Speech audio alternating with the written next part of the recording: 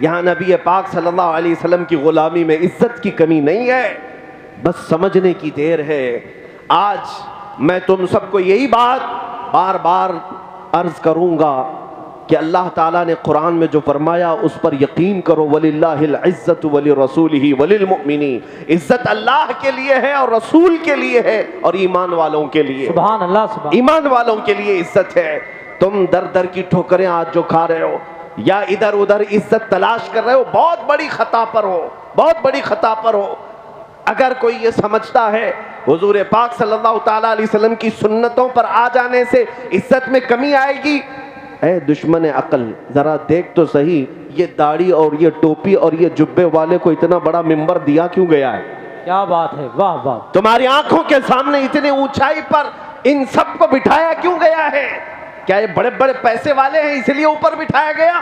یہ عزت تمہیں دیکھنی ہوگی، نہیں صرف اس لیے بٹھایا گیا ہے کہ یہ نبی پاک صلی اللہ علیہ وسلم کے قدموں سے وابستہ جماعت، سبحان اللہ، حضور پاک کے نائبین کی جماعت ہے جو دنیا میں مصطفیٰ کریم سے وابستہ ہوا، اس کے لیے یہاں ممبر ہے، تو پھر قیامت میں تو عزت اور دیکھنی ہے۔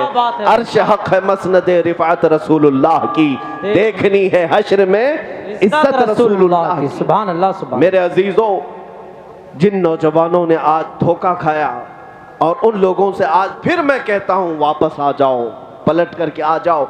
نبی پاک صلی اللہ علیہ وسلم کے اگر غلام ہو تو پورے کے پورے غلام بنو، پورے کے پورے ہو جاؤ۔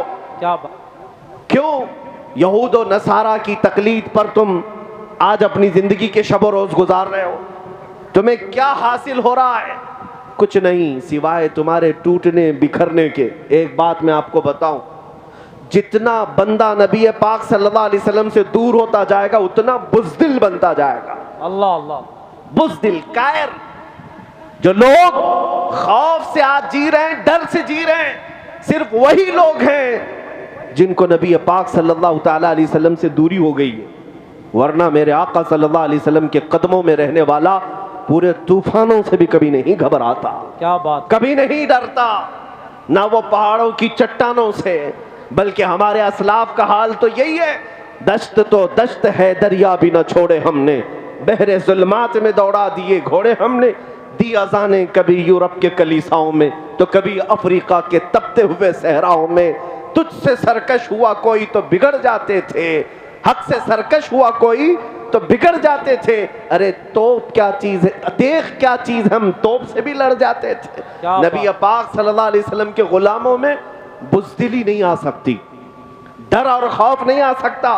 اعلیٰ حضرت فاضل بریلوی نے یہی تو میسج دیا، خوف نہ رکھ رضا ذرا تو ہے عبد مصطفیٰ۔ کیا بات ہے، واہ! خوف نہ رکھ رضا ذرا تو ہے عبد مصطفیٰ، تیرے لیے امان ہے، تیرے لیے امان ہے۔ میں آج آپ سے یہ کہنا چاہوں گا، ابھی شاعر حضرات یہاں پر بہت سارے قصیدے پڑھتے رہے، مجھے یہ بات پسند نہیں ہے کہ یہ ممبر پر میری تعریف ہو یا میرے لیے اشعار پڑھے جائیں، میں اس چیز کو پسند نہیں کرتا۔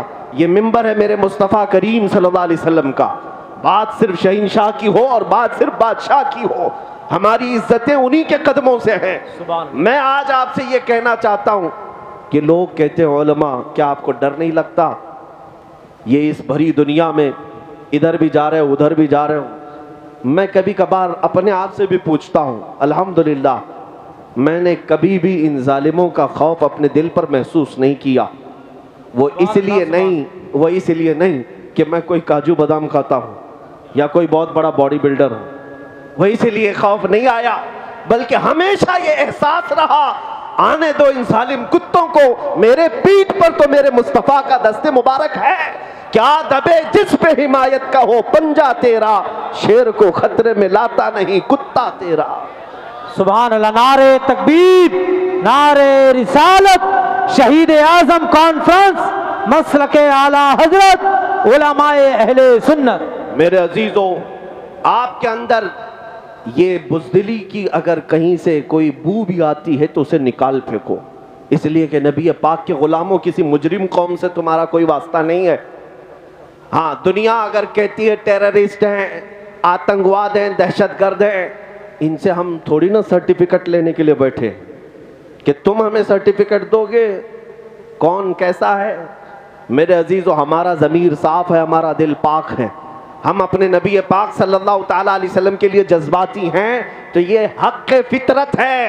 کیونکہ میں نے ایک بار ایک بڑے ڈپارٹمنٹ کے عہدیدار تھے, وہ ہمارے ساتھ بات کر رہے تھے اور انہوں نے کہا کہ مولانا آپ ہی کیوں اتنا زیادہ چلا رہے ہیں, آپ ہی کیوں اتنا زیادہ باتیں کرتے ہیں, لوگوں کو یہ پرووکنگ ہو جاتا ہے, ورغلانا ہوتا ہے. میں نے ان سے کہا اگر میں کہوں کہ آپ کی ماں بدکار تھی, وہ کرسی چھوڑ کر اٹھ گئے.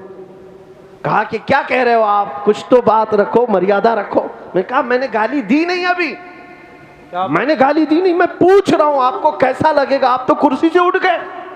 آپ اپنی ماں سے اتنی محبت کرتے ہیں, قسم رب ذوالجلال کی کروڑوں ماؤں سے زیادہ ہر مسلمان اپنے نبی سے محبت کرتا ہے. نعرہ تکبیر, نعرہ رسالت, لبیک یا رسول اللہ, لبیک یا رسول اللہ, لبیک یا رسول اللہ, شہید اعظم کانفرنس. سبحان اللہ, واہ واہ واہ. یہ بات ہم آج ببانگ دہل کہہ سکتے ہیں, خوف اور ڈر نہ رکھو, اس لیے کہ جو بات ہم کہہ رہے ہیں وہ قانون کے دائرے میں بھی ہے اور ہمارا حق بھی ہے.